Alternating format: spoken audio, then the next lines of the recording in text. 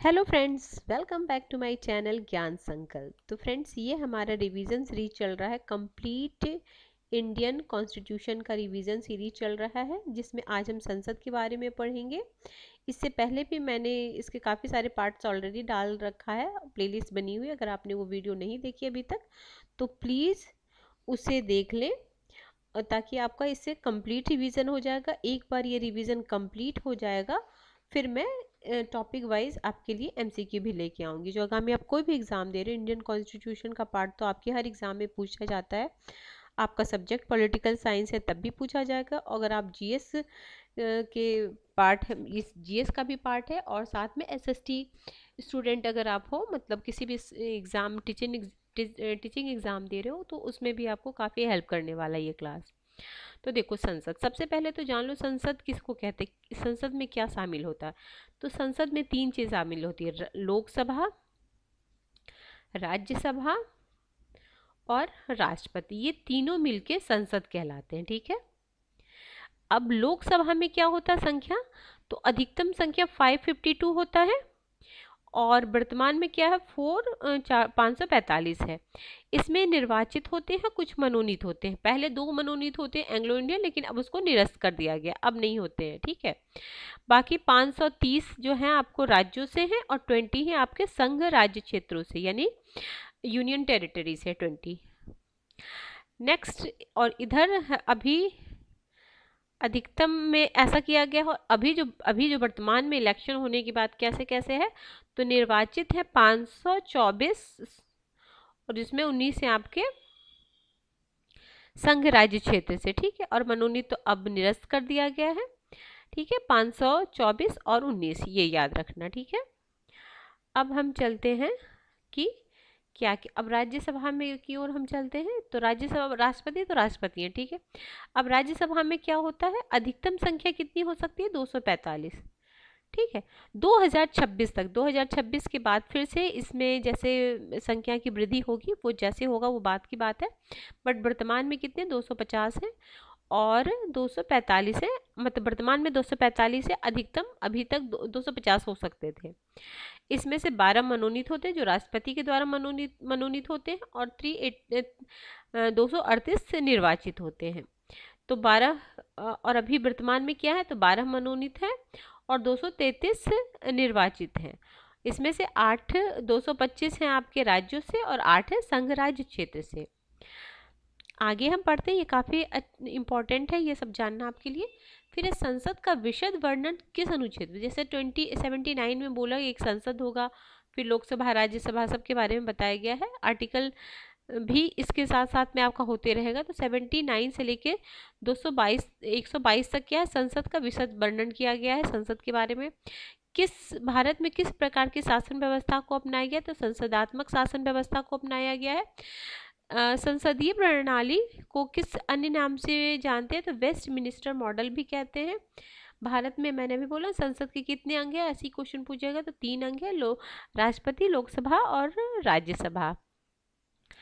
फिर है संसद किस अनुच्छेद में, संसद का उल्लेख किस अनुच्छेद में किया गया है, तो 79 में किया गया है। संसदीय प्रणाली कहाँ से ली गई है हमारे भारत में, तो ब्रिटेन से ली गई है।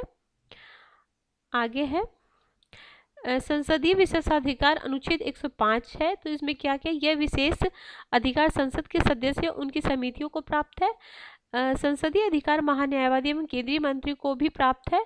वे अधिकार संसद के दोनों सदनों के सदस्यों को व्यक्तिगत एवं सामूहिक रूप से प्राप्त है। संसद के अधिवेशन के दौरान या अधिवेशन के 40 दिन पूर्व अथवा बाद में सिविल मामले में,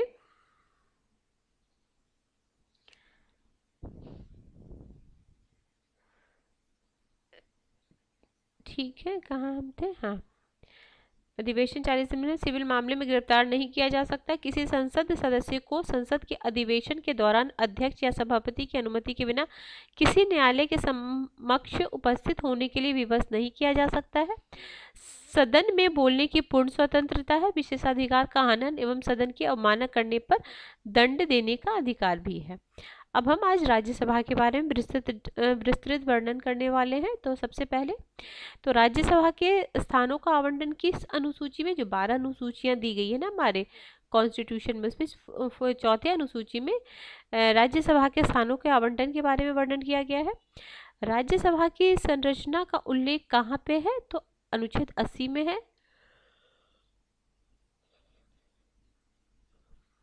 आगे है राज्यसभा में अधिकतम कितने सदस्य निर्धारित है, तो 250 है। राज्यसभा संसद का सदन है, उच्च सदन एवं द्वितीय सदन। भारत के उप सभापति का निर्वाचन किस प्रकार होता है, तो राज्यसभा के सदस्यों द्वारा। राज्यसभा के सदस्यों में से सभापति की अनुपस्थिति में उप सभापति कार्यभार संभालता है, परंतु यदि दोनों ही सदन में उपस्थित न हो तो पीठासीन अधिकारी कार्यभार कौन संभालेगा, तो राज्यसभा के सदस्यों में से किसी एक को। आगे है महासचिव की नियुक्ति कैसी होती है, तो राज्यसभा के सभापति द्वारा होती है। आगे है राज्यसभा के 250 सदस्यों में से राज्यों एवं संघ राज्य क्षेत्रों के लिए कितनी सीटें निर्धारित की गई है, तो 238। राज्यसभा में राष्ट्रपति द्वारा कितने सदस्यों को मनोनीत किए जाते हैं, तो 12 सदस्य। राष्ट्रपति द्वारा मनोनीत 12 सदस्य किस क्षेत्र से चुने जाएंगे, तो देखो कला से हैं, साहित्य से हैं, विज्ञान से हैं, समाज सेवा से। याद रखना, कला, साहित्य, विज्ञान और समाज सेवा। वर्तमान में राज्यसभा में कितने सदस्य हैं, तो 245। राज्यसभा में संघ राज्य क्षेत्रों के लिए कितनी सीटें हैं, तो 8 सीटें हैं। 3 है दिल्ली, 1 है पौंडीचेरी और जम्मू एंड कश्मीर 4। आगे है राज्यसभा में किन संघ राज्य क्षेत्रों का प्रतिनिधित्व है, तो दिल्ली, पौंडीचेरी पहले था, अब जम्मू कश्मीर भी बन गया है यूनियन टेरिटरी, तो अब जम्मू कश्मीर भी हो गया है। ठीक है, आगे है राज्यसभा के सदस्यों का निर्वाचन किस प्रकार होता है, तो अनुपातिक प्रतिनिधित्व पद्धति के अनुसार एकल संक्रमणीय मत प्रणाली द्वारा। राज्यसभा में राज्य एवं संघ राज्य क्षेत्रों के सदस्यों का निर्वाचन किसके द्वारा किया जाता है, तो विधानसभाओं के निर्वाचित सदस्यों द्वारा। राज्यसभा के लिए सीटों का आवंटन किस आधार पर होता है, तो राज्यों की जनसंख्या के आधार पर। न्यूनतम कितनी जनसंख्या पर राज्यसभा की एक सीट का आवंटन होता है, तो 10 लाख।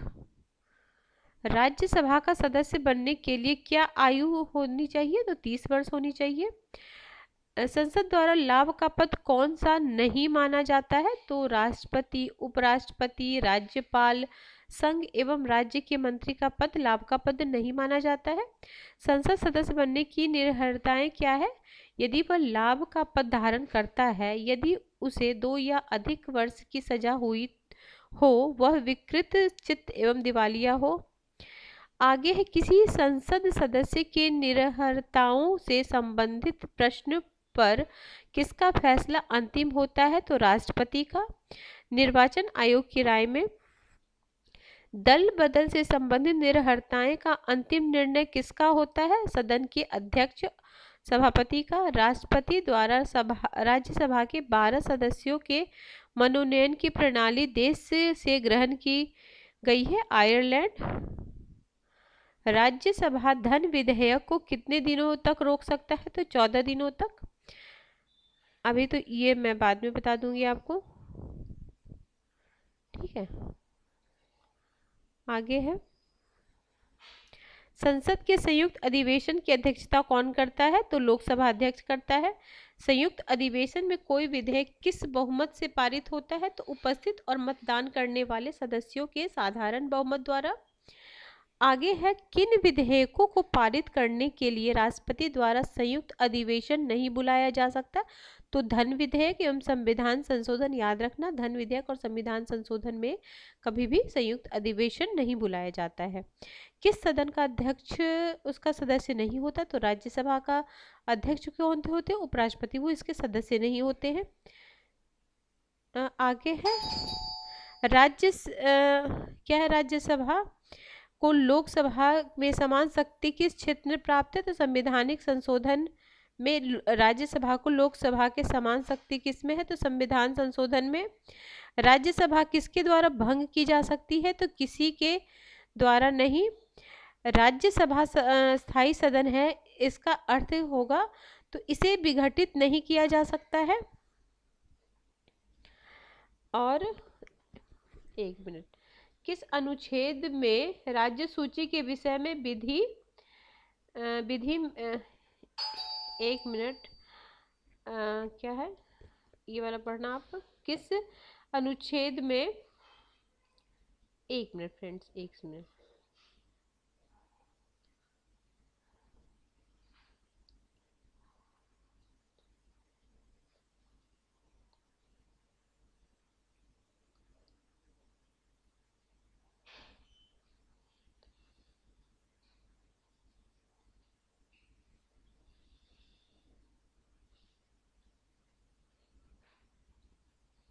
एक मिनट, क्या है,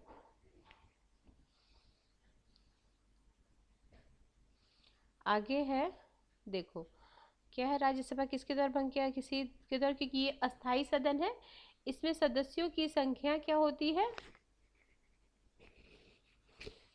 इसमें सदस्यों की संख्या मतलब 2/3 वो होते रहते हैं, क्या बोलते हैं, 2/3 सदस्य हर 2 साल पे वो होते हैं, हटते रहते हैं, फिर नए सदस्य चुनते रहते हैं, ये अध्यक्ष अस्थाई होते हैं। और अभी जो हमारे उपराष्ट्रपति कौन है, जो इसके सभापति होंगे, तो धनखड़ जी हैं। और मैंने ये लिस्ट आपको दे रखी है, जो शॉर्ट्स के थ्रू जब मैं देती हूँ तो उसमें लिस्ट मैंने दे रखा है, ठीक है। तो धनखड़ जी हैं, जगदीप धनखड़ जी हैं। आगे है क्या है, राज्यसभा स्थायी सदन है, इसका अर्थ क्या है, इसे विघटित नहीं किया, हाँ समझ में आ गया। किस अनुच्छेद में राज्य सूची के विषय में विधि बनाने की शक्ति है, तो अनुच्छेद 249 में। आगे है, यदि कोई व्यक्ति सदन के दोनों सदनों में जीत जाता है तो उसे किसी एक सदन की सदस्यता ग्रहण करनी पड़ेगी, और वह उनमें से किसी एक सदन में रहना चाहता है तो उसकी सूचना उसे कितने दिनों के अंदर देनी होगी, तो 10 दिनों के अंदर। मान लीजिए उसके दोनों सदनों में चुनाव, मतलब राज्यसभा और लोकसभा दोनों होंगे, तो उसको 10 दिन के अंदर बताना पड़ेगा कि हमें किस सदस्यता चाहिए। संसद की अनुमति के बिना कितने दिनों तक अनुपस्थिति रहने का है, ये भी कई बार एग्जामों में पूछा गया है, खासकर एसएससी और पुलिस इस हवाले में काफ़ी ये सब इस टाइप के क्वेश्चन पूछे जाते हैं।